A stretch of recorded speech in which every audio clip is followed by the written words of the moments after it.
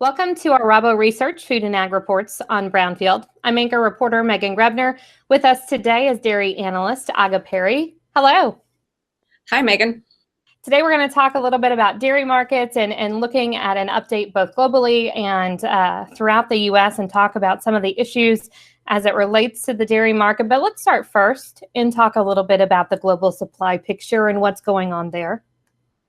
Yeah. So, well, as a kind of being part of a global bank, we look at several regions that, in our mind, are potential dairy exporters globally that really matter in terms of what happens in their supply. And we look at the EU, US, New Zealand, Australia, and South America, mostly most Uruguay, Argentina, and Brazil. And pretty much across all these markets, the production slowed down some. Maybe with the exception of New Zealand, but we've seen lower prices biting, some of the weather issues, also disease, especially in New Zealand, kind of the fear of the mycoplasma bovis issues in New Zealand, caused the production across all these regions to slow down. However, they didn't slow down as much as we expected. That's one of those situations where I think overall market expectation was that after 3 years of not great dairy markets overall globally, not only here in the US, we're going to see some slowdown, some exits. However, how it plays out is that in a lot of these markets, the price signals are slower to get to the producer. Producers are leveraged pretty heavily, which means that they need more production to cover their costs initially, and they're trying to kind of wait it out. The ones that exit are usually smaller and by nature of their size, less efficient and maybe more having a higher cost of production. So overall, those exits out of the industry do not cause a lot of supply decline. So we've still seen year-over-year supply increases pretty much across the board in all countries. In EU, it's a kind of a divided picture. Western Europe slowed down a lot more than Eastern Europe. That's still kind of catching up with everybody else. We've seen declines in the Netherlands specifically with their new regulations. But overall, Europe also posted increases in production in the last months, and it's a rally of 17 months of continuous growth out of European Union. In terms of weather-related production changes, we've seen last year declines in New Zealand. This year, New Zealand started off to a really good weather, so we're expecting more production out of New Zealand. We've had some drought implications also in South America. We've seen some of that a little bit in Australia. So there are a lot of those kinds of dynamics as well. However, overall, we see exportable surplus available across the market still, pretty much with every dairy commodity, and that will last for an extended period of time looking forward. However, with the declines and with the continuous demand and the slowdown in compared to our last evaluation of this several months ago, when we look forward, the demand is still growing. So the slowdown, even though probably not as big as we anticipated, is going to tighten the supply just a little bit. So hopefully by next year, we're going to see some upside in pricing globally. And we'll talk a little bit more about that as we move through our conversation today.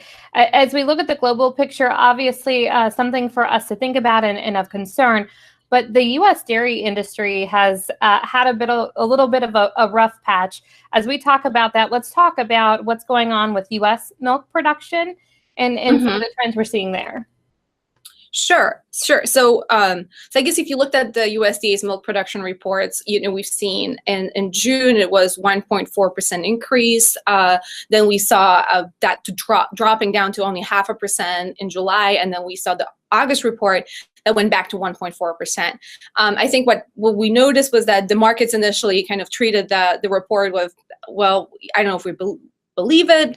Maybe it's not as meaningful as one would think. I think there's a general attitude of we're going to just do business as usual and try to kind of we're still waiting it out and see what's going to happen.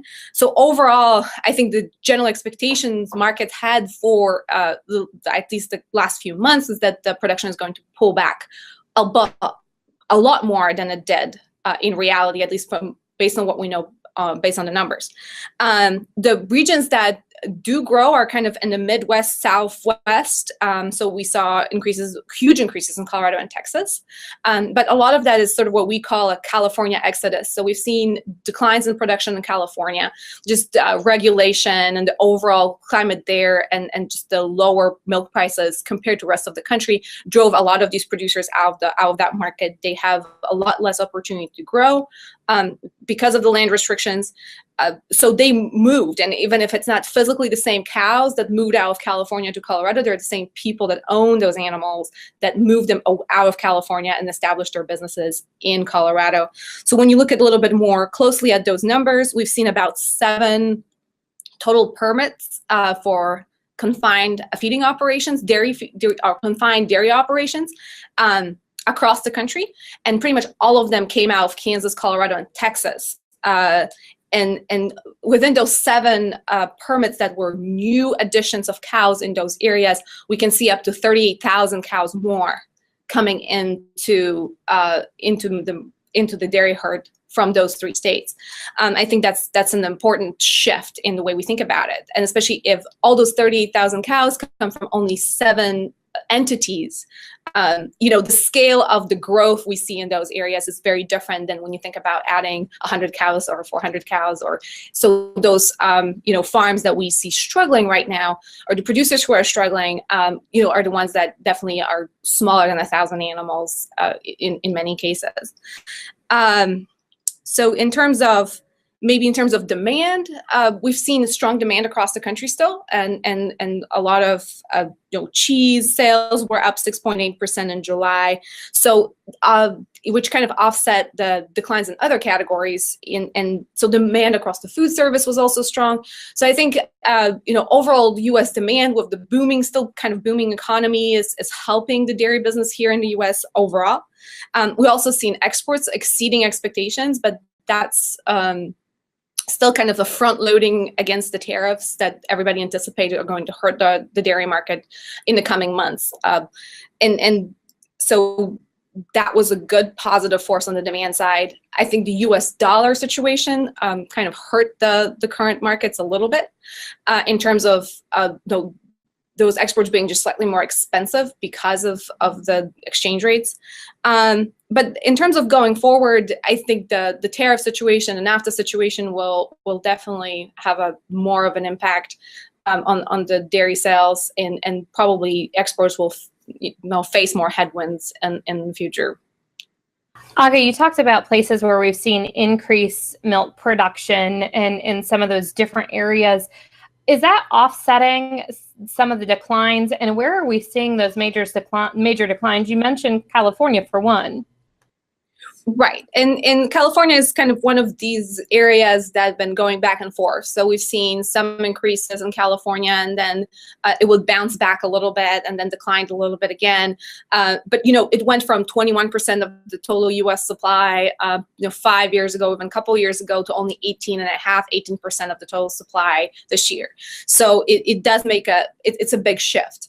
I would say that, the smaller landmass, smaller dairy states with a lot more smaller farms are definitely struggling more. So we've seen declines in, New York, Vermont, Pennsylvania, Virginia, those areas. We've seen quite a bit of decline in Florida, and that's so pretty much everything, I want to say, east of Kansas has been kind of in that, just from what we've seen so far, it's been in that kind of going back and forth between doing just fine and kind of maintaining status quo to small declines month over month. When we look west of Kansas, so Kansas, Colorado, Texas, South Dakota, parts of even maybe Idaho and Washington, those are the areas that definitely posted growth over the last few months, and that those growth numbers are adding 10,000 cows every month for multiple months. So there are big numbers. We know that there's some upside potential eventually in the market. What are some of the downside risks that producers need to think about right now as they're trying to navigate the uncertainties in the market? I would say there are several things that really wanting to think through, and definitely for producers themselves is the budgeting, and kind of know what adjustments you can make short term to your budget without losing your long-term goals. So one, having those long-term goals in mind, knowing where you want to see yourself, not only in the next quarter, but in the next 5 to 10 years. And then also being able to look at your budget, look where the money goes to right now, and be able to make those adjustments and kind of assess very realistically how to leverage your current situation. Looking at profits as opposed to production is also an extremely important point, especially with the cost being so high right now, or potentially being higher with feed issues, with labor shortages, all those things that we kind of keep talking about for the last few years. Also an important aspect. In terms of longer view, it's kind of, from my perspective, it's important to start maybe thinking about, and that's not specifically to producers, but pretty much everybody across the industry, what are the potential new markets for U.S. dairy products? Because the risk always is that once you disrupt a trade relationship with a trading partner you've been trading with for a really long time that likes your product, they will look for sources somewhere else. If they do that, they open new doors, and when they open new doors, it's really hard to close them. Even if you reach a deal like NAFTA, or really the tariffs go away, it's really still hard to completely recover and regain everything in the market you had before. Which means that for us, for U.S. producers and U.S. dairy industry, it would mean that we need to look for new products, maybe more tailored to international markets that we maybe haven't thought about before. Something to kind of a long-term strategy on finding those new markets and building those relationships in the future. I think they're kind of the three major aspects that I can think of. As we talk about some of these as well, input cost, are we still watching? There's been the hay shortage and some of those issues this year, feed, hay, and forage costs, and how does that play into producers' profitability and what they're thinking about for the rest of this year and into next? Very good question. I would say that we've seen increases in hay prices overall over the last few months. The drought in Southwest regions and pretty much everywhere between Washington and Texas that faced drought over the last few months diminished or somehow threatened the hay supply. But on the other hand, China was one of our large hay buyers, and some of the trade tensions also impact feed markets. In terms of soybeans, I guess lower soybean prices would really help a little bit on the protein side. It's a difficult dynamic, knowing and kind of realizing that for a majority of producers, feed is over 50% of their cost. Big shifts in feed prices definitely cause uncertainty or create uncertainty and create or require them to find ways to mitigate those feed problems or feed costs a little bit more carefully. I think labor is another challenge on the cost side that kind of keeps coming back with the current political climate and everything else going on. In terms of feed, I would say my best advice is to look at how you can secure your feed supply longer term and just find that number, looking at your budget that makes sense for you. And that there's not necessarily a magic bullet number to say, if hay is X, that makes sense to secure that contract. I would say as long as it makes sense for your budget, you should probably contract ahead of time, or for the next few months at least, to secure that at least one side of your business to be controlled and you having control over it. Ultimately, I don't know if there is a magic solution to this. We're kind of rolling through as things come to fruition with everything else on the trade side and on the local market side going on. And hopefully, we're looking at the next growing season already, kind of hopefully, and I don't see a reason why we couldn't bounce back next year. Aga, you mentioned the trade deals and those conversations. Do the uncertainties that go with those add even more pressure or concern for producers as we're talking about the markets and profitability as well? I would say yes, definitely. I've met with a lot of producers that are concerned, and there are many reasons why those concerns are valid. Since June, we knew that a lot of the tariffs hit skim milk powder, whole milk powder, whey, Chinese tariffs on whey as well. We're the largest supplier, or China is our largest whey buyer. There are a lot of these products that do contribute to what actually comes in with the milk check that are long-term concern. I would say we are not going to get rid of this dynamic probably for another 12 to 24 months. Was one of my colleagues aptly put it, it's not even a trade war, it's more of a siege, where we're kind of both sides are barricaded in their own castle, and then they're trying to impact each other or influence each other somehow. And that's pretty much a long-term game where nobody wants to back down. And I think that's what's concerning, because a lot of producers see themselves, kind of managing their status quo for another 3 to 6 months. But when you talk about 12 to 24 months, that becomes a lot more difficult. In terms of the U.S. smaller businesses, but whether they're inputs, they sell farm inputs or anything else along the supply chain, if those products come from China and by any measure got on the tariff list, most likely the U.S. importers will have to pass some of these costs on to consumer, because we do not have another source for some of these products. Sometimes even if there is a U.S. source, they are not able to meet the new demand quickly enough. And with the uncertainty in the market, not knowing what happens if the tariffs actually go away and we reach some sort of agreement with our trading partners, they do not want to make that investment. So I think that's another, on the input side, definitely a risk for producers as well. And that's something they think about also. In terms of NAFTA deal, I've heard it so many ways over the last couple years, really, since the renegotiation came to as one of the key topics, and we went from 25% deal, 75% absolutely no deal, to the other way around. I think right now we're at this point where we reached some sort of agreement with Mexico because we're definitely more interdependent, but Canada doesn't want to, or we don't want to reach a deal with Canada, or at least there are no terms right now for that deal to be possible. So I think on both sides, you see a dynamic where there are people here in the U.S. who would rather see Canada being part of the deal. There are some that are okay with a bilateral deal with Mexico. So I think we're kind of on the fence here. I do not know how that's going to play out at the end of the day. However, my biggest concern is that we've seen that already in Mexico, looking for alternative suppliers of skim milk powder or non-fat dry milk and cheese. And I think once they establish those relationships are going to last. So we'll ultimately will not regain the whole share of that market, even if the bilateral deal works out. So that's always a risk. Aga, what else are we watching for as we get into the fourth quarter and wind down the fourth quarter of this year? I think what's important to look at is current New Zealand situation, as I kind of referenced a little bit earlier, that they are heading a really good year. It's what seems like to be a really, really good year. They, as far as I know, they reported 6% growth year over year in production.